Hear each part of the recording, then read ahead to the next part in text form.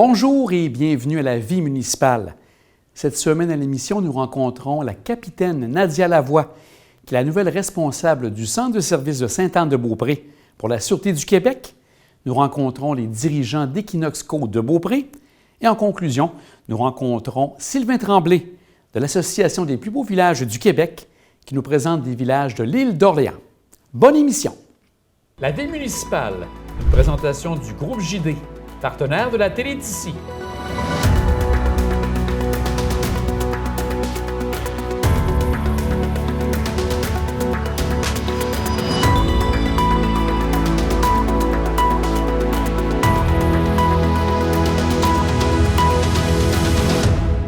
Capitaine Lavoie, on prend un moment pour vous rencontrer parce que vous venez d'arriver il n'y a pas tellement longtemps ici au poste au centre de service de Sainte-Anne-de-Beaupré.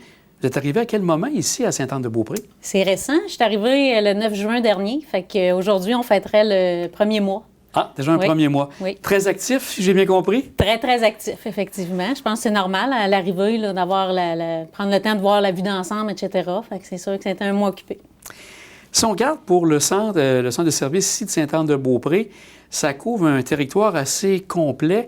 C'est combien de municipalités qui sont desservies par le centre de service? En fait, le centre de service, ça comprend 28 municipalités. Puis on a aussi des territoires non organisés. Pour couvrir tout ce territoire-là, on a 4 unités. Alors, c'est 4 MRC également. Fait que sur tout le territoire, ça débute du côté de Bois-Châtel. Puis on s'en va jusqu'à Baie-Sainte-Catherine. Et vous touchez l'île d'Orléans, j'ai bien compris aussi. Oui, l'île d'Orléans avec ça aussi. Avec tout ça. Oui. Parfait. Au total, au niveau de la direction, vous avez combien d'employés, autant civils que de policiers, qui travaillent ici là, pour le centre de service de Sainte-Anne-de-Beaupré? Dans tout le centre de service, ouais, oui. Ça? On a 95 membres du personnel. De ces 95-là, on a 12 membres civils et on rajoute 6 cadets pour la période estivale. Ah, donc, durant l'été, vous avez des cadets qui viennent vous donner un petit coup de main et apprendre le métier aussi, j'ai bien compris. Oui, ils s'imprègnent du métier, puis effectivement, ça nous donne un très bon coup de main. Là. On aimerait savoir un peu votre parcours parce que vous avez quand même une belle expérience à la Sûreté du Québec. À quel endroit vous avez eu à travailler davantage depuis que vous êtes à la Sûreté du Québec? Bien, je peux commencer même avant ça, si vous voulez. Oui? Parce que j'ai débuté, moi, à la Sûreté municipale de la Malbaie en 1998. D'accord. Et puis, j'ai été intégrée en 2002 à la Sûreté du Québec. Fait que ça fait quand même quelques années. Fait que j'ai débuté comme agente, bien sûr, comme tout le monde. Ensuite, en 2011, je suis devenue sergent de relève. Fait que j'avais une équipe de travail du côté de Charlevoix-Est. Ensuite, en 2018, j'ai été responsable d'unité du côté de Baie-Saint-Paul, la MRC de Charlevoix. Après ça, si je continue mon périple, en 2020, je suis devenue officier aux opérations pour le centre de service ici. Ah, d'accord. Oui. Ensuite, 2 ans plus tard, je me suis exportée du côté du CS de Pont-Rouge. Fait que je suis allée travailler là une couple d'années. Et puis, je suis devenue capitaine du côté du centre de service autoroutier Nord-Est, qui comprend les 2 postes autoroutiers à Québec et le poste de Mascouche et Laval. Fait que c'est un peu ma carrière avant de revenir du côté là, de Sainte-Anne-de-Beaupré. Donc, ça fait quand même un bon cheminement. Vous l'avez glissé un mot, mais peut-être juste nous le rappeler. On commence comme agent à la Sûreté du Québec et après ça, on gradue. Là, vous êtes maintenant capitaine. Juste peut-être nous indiquer un peu les différents grades. Là. Vous l'avez dit rapidement, mais peut-être juste nous le rappeler. Oui, ça commence par agent. Ensuite, on peut progresser du côté soit des enquêtes ou de la gendarmerie. Mais après ça, le grade suivant, c'est sergent de relève. Fait qu'on s'occupe d'une équipe de patrouille. Ensuite, on devient du côté des officiers. Fait qu'officier, le premier grade, c'est lieutenant. Ensuite, c'est capitaine. Ensuite, c'est inspecteur-chef, etc. Alors, donc, ça ressemble à ça. Plusieurs hiérarchies, on pourrait dire, dans la Sûreté du Québec. Oui. Et comme vous dites, avec différentes branches, là, selon ce que vous désirez aller dans les différents éléments. Exactement. Je voulais voir aussi de votre côté, j'ai vu en lisant un petit peu sur vous que vous avez reçu la médaille de la lieutenant-gouverneur du Canada. Pas le lieutenant-gouverneur, mais du gouverneur général du Canada. Ça, c'est arrivé de quelle manière, ça, en 2018? En 2018, en fait, cette médaille-là, plusieurs policiers la reçoivent. C'est la médaille de 20 années de service complet sans tâche. Alors, si on complète nos 20 années de service puis qu'on n'a pas de tâche à notre dossier, on reçoit justement la médaille de service distingué qu'ils appellent. Et ça se passe à Ottawa ou ça se passait ici? Non, non. Ça, c'est généralement notre région ou notre district qui organise une cérémonie dans laquelle on reçoit là, notre médaille. Puis, est-ce que vous avez vu d'autres éléments, d'autres honneurs qui vous ont été ajoutés par les années? Sous forme de médaille, non. Non, c'est ça, ou d'autres honneurs, par exemple? Pour moi, d'être de retour dans le centre de service de Sainte-Anne-de-Beaupré comme capitaine, pour moi, c'est un honneur parce que je retrouve, tous les partenaires que je connais déjà. Je retrouve toute l'équipe de travail que je connais déjà, que j'appréciais beaucoup. Fait que pour moi, c'est un honneur. Puis je suis très, très heureuse de pouvoir revenir. Ça va être un beau défi pour vous? Oui, très beau défi. Puis je pense le relever du mieux que je peux, mais en travail d'équipe, justement. T'sais, moi, ma vision, c'est ça. On travaille beaucoup en collaboration, tous ensemble, les unités. Autant l'équipe d'administration que l'équipe de patrouille, l'équipe... en général, on est vraiment... on est soudés. Fait que... on est soudés sur la mission. Notre mission, c'est vraiment de donner le meilleur service possible à notre population. Puis on le fait tout ensemble. Au niveau des enjeux, qu'est-ce que vous voyez pour le territoire ici, puisque vous le connaissez quand même bien, en étant ici par le passé à Sainte-Anne et aussi du côté de Charlevoix, l'île d'Orléans sûrement aussi. Quels sont les principaux enjeux que vous voyez ici pour le centre de Sainte-Anne-de-Beaupré? Je dirais que les enjeux, dans la partie que j'ai quittée, que je reviens, se ressemblent. Ah oui? Oui, ça se ressemble. Si on commence plus de l'ouest vers l'est, côté de l'île d'Orléans, bien, présentement, ce qui est nouveau, c'est qu'on a la construction du pont. Fait que ça amène certains enjeux de circulation pour l'île d'Orléans. Êtes-vous en contact à ce moment-là avec les gens du ministère du Transport pour bien savoir les différentes étapes? Oui, très bien. Aussi avec les compagnies qui font la construction. Fait que ça, il y a un gros travail de concert avec eux. Ensuite, Côte-de-Beaupré, on a l'explosion démographique qu'il y a dans les dernières années. Beaucoup plus de gens. Fait qu'on est toujours en stratégie d'essayer d'avoir la meilleure patrouille visibilité possible. Fait qu'on travaille là-dessus. Charlevoix-Est, on a nos enjeux aussi par rapport aux touristes. T'sais. En période estivale, exemple, on a une grande augmentation de population. Donc, il faut s'ajuster stratégiquement à ça. On a beaucoup d'activités aussi dans notre centre de service qui sont organisées par la communauté. On parle des rodéos, festifs, courses du Grand Prix cycliste, toutes ces choses-là qui nous amènent des défis supplémentaires. On a la couverture de l'île aux Coudes, qui est quand même une île qui est desservie par le traversier, qui nous cause parfois des petits... Des petits irritants? Je dirais pas des irritants, mais qui nous amènent à aller voir des stratégies là, différentes là, pour faire une meilleure couverture possible. Parce que vous parlez de Charlevoix avec le côté touristique, la Côte-de-Beaupré aussi, puis je parle de l'île aussi. Donc, le temps de l'été est un temps important pour la Sûreté du Québec? Absolument. Puis comme on est quand même un grand centre de service, long, je dirais, plus longiligne, bien, ça nous emmène aussi un peu... pas de difficulté, mais l'enjeu d'avoir différents services. Soit d'un côté, on a certains services, l'autre côté, on en a d'autres. Je parle plus de nos partenaires qui ont une façon peut-être différente de diviser le territoire. Fait que ça nous amène des petits enjeux, mais on a une belle collaboration avec tous nos partenaires, donc ça va bien. Bien, on va vous souhaiter, Capitaine Lavoie, un beau mandat. Vous avez un mandat pour combien de temps? Est-ce que ça, c'est précis dans le temps ou comment ça se passe? Non, ça, c'est pas précis dans le temps, mais moi, je pense d'être ici en quand même un bon bout de temps. Je n'ai pas d'autres projets. OK, parce que des fois, on prend le cas d'une école, un directeur va arriver pour 4-5 ans, mais comme vous, c'est pas quelque chose qui est prédéfini d'avance. Non. Ça va selon les besoins, si j'ai bien compris. Exactement. Bien, Capitaine Lavoie, on va vous souhaiter un bon mandat ici au Centre de service de Sainte-Anne-de-Beaupré, puis d'avoir une belle collaboration avec les différents partenaires de la Côte-de-Beaupré et l'île d'Orléans. Avec plaisir, monsieur. Merci.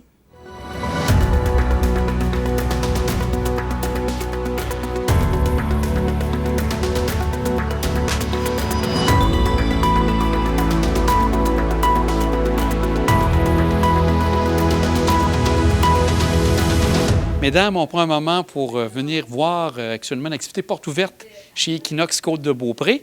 Je vais commencer avec toi, Amélie. Peut-être rappeler la mission d'Equinox pour les gens ici, pour la Côte-de-Beaupré et l'île d'Orléans. Oui, donc bonjour. Equinox Côte-de-Beaupré est votre organisme qui vient en aide là, aux adultes aux prises avec des enjeux de santé mentale et qui désirent retrouver leur pouvoir d'agir et leur état de bien-être. Donc, toute personne 18 ans et plus est la bienvenue là, dans la communauté.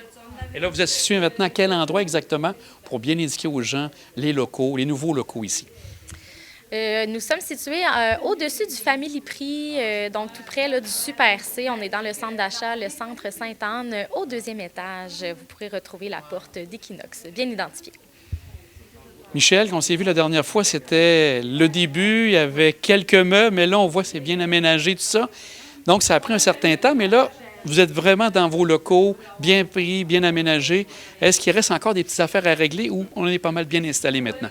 Bien, c'est sûr qu'on va toujours aller vers une plus grande progression. Là, on veut installer une cuisine, on veut installer une laveuse-sécheuse aussi pour que les gens puissent... L'objectif, c'est que les gens puissent reprendre des saines habitudes de vie puis reprendre le contrôle sur leur vie. Fait que des fois, on file moins bien, on est un peu plus maussade, mais pas amener ta brasserie à Equinox, puis en plus, les intervenants vont pouvoir jaser avec toi, tu vas pouvoir faire des activités et tout ça. Mais on n'est pas encore rendu. Ça, c'est dans les projets de ce qui s'en vient. Pour l'instant, ce qu'on a de bien établi, ce sont les salles de rencontres individuelles qui sont installées. On a aussi les salles pour les ateliers d'art et les salles, comme on voit ici, un peu plus des activités sociales, les jeux de société, les discussions animées et tout ça. Fait que c'est ce qui fait aussi que maintenant, on est rendu avec des nouveaux membres dans l'équipe. On a un employé Canada qui est avec nous. On a aussi une nouvelle intervenante, animatrice de milieu de vie, qui s'occupe de pouvoir justement faire de l'animation pour des nouvelles activités de, je dirais, croissance personnelle, mais surtout d'apprentissage de qui on est. Donc, on est toujours en développement, mais on continue de travailler là-dessus. On est pas mal fiers de ce qu'on a fait jusqu'à maintenant. Et cette personne, c'est Manon, j'ai bien compris? Absolument. Donc, Manon, on prend un moment avec toi pour voir quelles sont les activités générales qu'on va retrouver ici à Equinox. Premièrement, on peut venir ici, venir faire de l'art, du dessin, des jeux de société. On peut se présenter puis juste venir jaser, faire de l'art, jouer des jeux, des trucs comme ça. Sinon, on a une chorale le mercredi à 1h30 et je cherche des gens. Alors, venez à la chorale, s'il vous plaît. On a déjà quelques personnes, mais j'aimerais ça avoir un beau grand cœur, le cœur d'Equinox. Oh. Et cette chorale, est-ce qu'elle va chanter à un lieu public éventuellement? Pourquoi pas? Il y a une belle salle à côté de... Pas une belle salle, une belle scène dehors à côté de la ressource familiale, tout ça. J'ai comme un petit rêve qu'on aille chanter là, mais oui, si on pouvait se produire quelque part, ce serait le dépassement ultime. Monter sur scène, c'est un grand... Un grand pas pour eux. C'est quoi achievement en français? Un accomplissement. Un accomplissement. Donc, un accomplissement pour les participants et le groupe, la chorale et tout. Donc, j'aimerais ça, mais personne n'est obligé. Donc, n'ayez pas peur. Si c'est ça qui vous fait peur, venez quand même à la chorale. Et Michel, on va juste prendre un moment aussi, rappeler aux gens, les bureaux ici sont ouverts à quelle période dans la journée? Ils sont ouverts de 9h à 16h tous les jours. Là, on est en train de faire un test là, de 10h à aller jusqu'à 18h les mardis, voir s'il y a des gens qui veulent venir après le travail un peu plus. En même temps, on se dit que c'est l'été. Là. Pour l'instant, c'est pas très concluant, mais comme c'est la période estivale, mais on va probablement aller un peu plus vers l'automne pour essayer peut-être 2 ou 3 journées semaine pour donner l'occasion aux personnes qui travaillent de venir utiliser également nos services et d'avoir l'occasion de venir nous rencontrer. Et c'est du lundi au vendredi, c'est bien ça? Exactement, c'est du lundi au vendredi. Mesdames, on va vous souhaiter bonne chance, une bonne continuité pour Equinox. Et grand merci à vous d'avoir pris du temps pour nous présenter ces services. À très bientôt et une bonne fin d'été à vous. Merci beaucoup.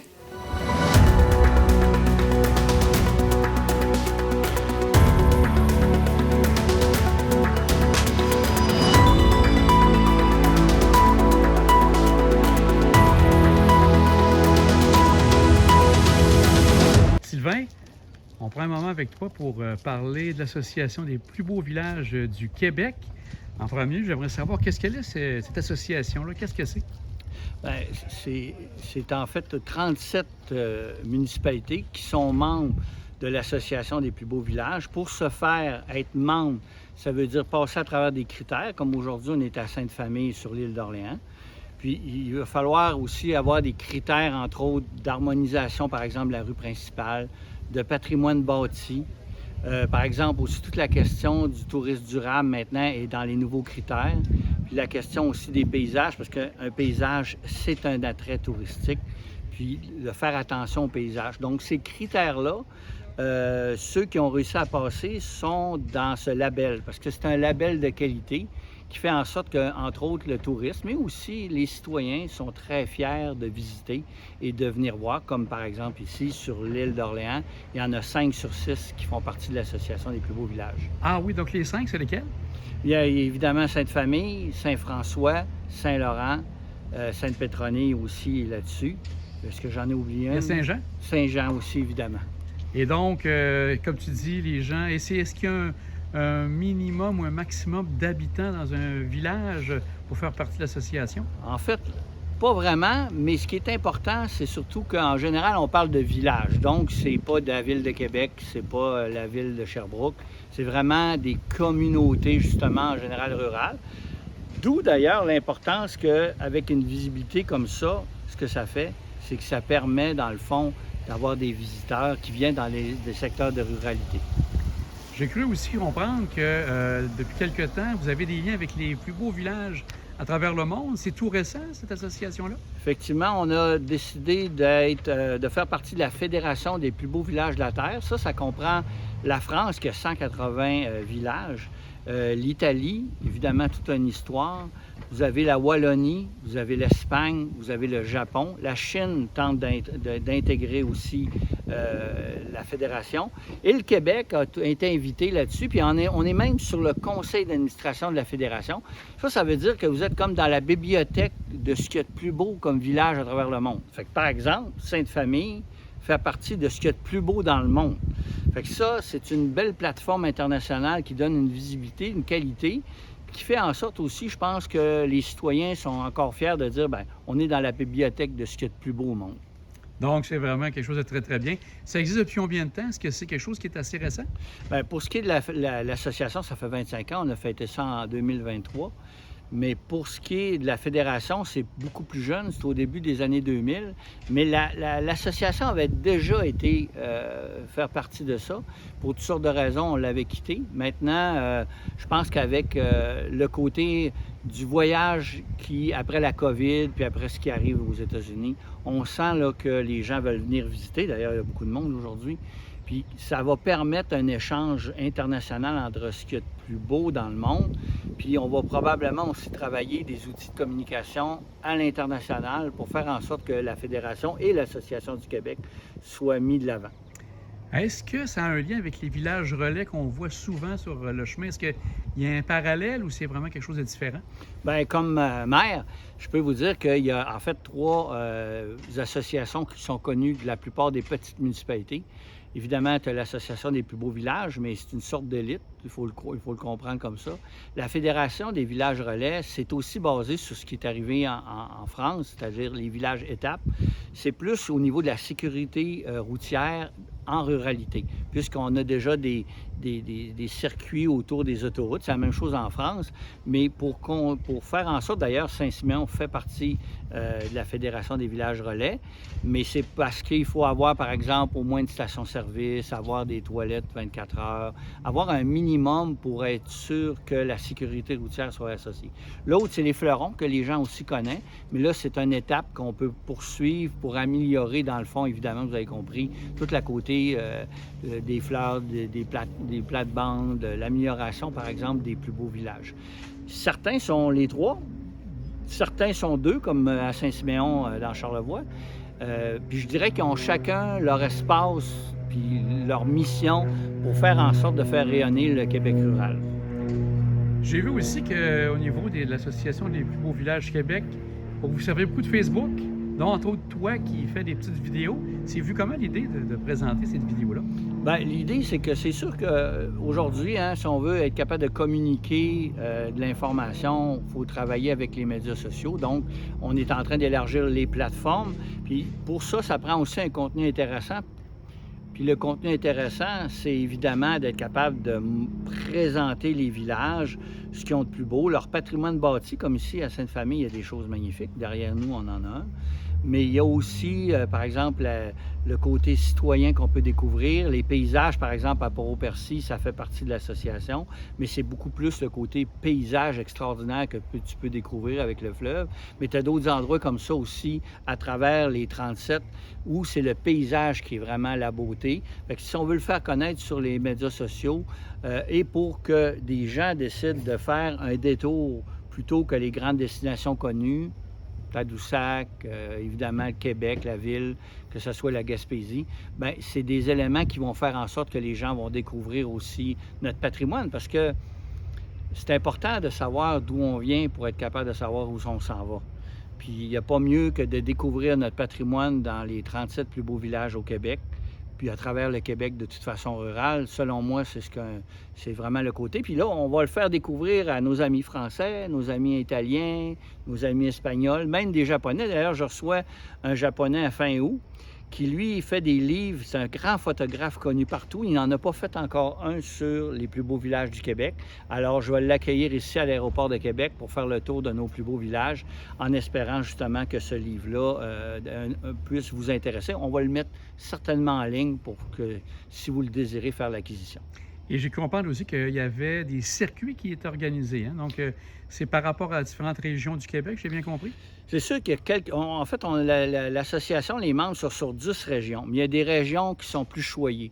Puis je l'explique parce que c'est l'histoire. Par exemple, vous avez le chemin du Roi, à Côte-de-Beaupré, qui est reconnu comme le long du Saint-Laurent. Il est première bâtisse. On voit ici, par exemple, l'église de Sainte-Famille, 1749.